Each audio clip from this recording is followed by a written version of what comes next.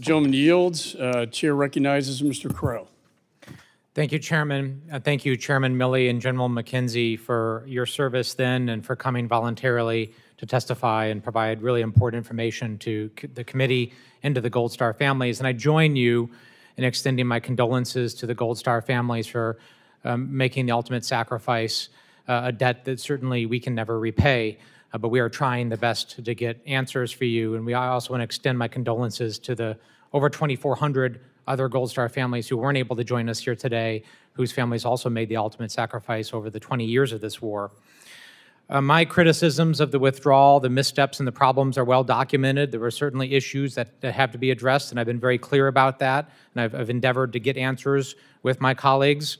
But I also want to provide some really important context, and that is ending wars is never easy, and ending wars is never clean. And in fact, as you all know better than me, retrograde operations, withdrawal operations are some of the hardest and most dangerous things that we ask our military to do. So I want to provide some of that context. Chairman Milley, you said in your opening that the Doha agreement that President Trump and his administration entered into with the Taliban required the complete withdrawal of U.S. forces and diplomatic. That was the agreement that the Trump administration entered into. You said that had we not complied with that agreement, that there would be, quote, open war with the Taliban, right? That they had kept their agreement not to attack U.S. forces, which allowed us to withdraw and reduce our footprint. So here today, had we not withdrawn and not ended the war, would we be at open war with the Taliban? I think the probability is greater than not that the Taliban would have reinitiated combat operations on 1 May or 2 May. The Doha Agreement says all force out by 1 May. The current administration, the State Department negotiated with the Taliban to get that extended, Zal-Khalilzad did, to get that extended until September, I guess it was, to buy some additional time. But there's little question in my mind that had the United States, that either president's agreement to withdraw, if we didn't withdraw 100%, then we would have been back at war with the Taliban. That's right. General McKenzie. I generally agree with what General Milley said, but when we always thought about staying, keeping 2,500 beyond, we thought it needed to be coupled with an aggressive negotiation program with the Taliban, one that was perhaps had a few more sticks and not all carrots. So I think you needed to change your approach to negotiation if you decided to stay. We'll never know. You'll never know. I think I agree with General Milley. It's very possible that we could have been fighting the Taliban, but that's just a counterfactual that we won't know the answer to. Okay, thank you.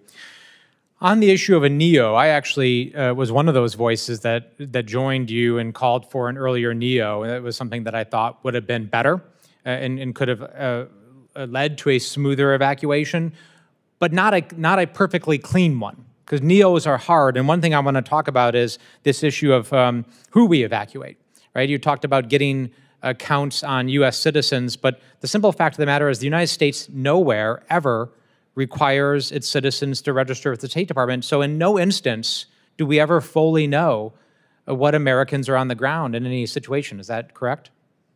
I think that's 100% correct, and you'll see it playing out today in Haiti. You saw it in the Sudan. You saw it in Ukraine. You saw it in many other places. Very, very difficult. It's a voluntary thing. People are encouraged to register with the embassy, but I don't know of any compulsory requirement to do that. And also, when we evacuate American citizens in Afghanistan, many of those were, in fact, dual citizens. Is that accurate, General McKenzie? That's correct, yes. And many of those folks actually had non-American citizen family members. Is that right? That is correct. So many of them, not until the last moment, wanted to evacuate until they knew that there was a crisis because they didn't want to leave their family. Is that accurate? I think you are absolutely correct. So even if we had started a NEO earlier, that doesn't mean at the end of the day there wouldn't have been a rush and a crisis as the Afghan government and security forces collapsed because people finally realized they needed to get out. That probably wouldn't have changed even if we had started the NEO earlier. Hard to know, but that's certainly a possibility. Last piece is the part of the story that is not yet written, and that is our partners, our friends, our Afghan allies who are still there. We have an obligation to get them out. There's a bill called the Afghan Allies Protection Act, a bipartisan bill. I want to thank Mr. Baird over here, who's a co-sponsor of that. And I would encourage all my colleagues who are here, who are not yet co-sponsors of that bill, to sign on, because we can still do right and save lives by passing this bill and providing a pathway for our friends to get out. With that, I yield back.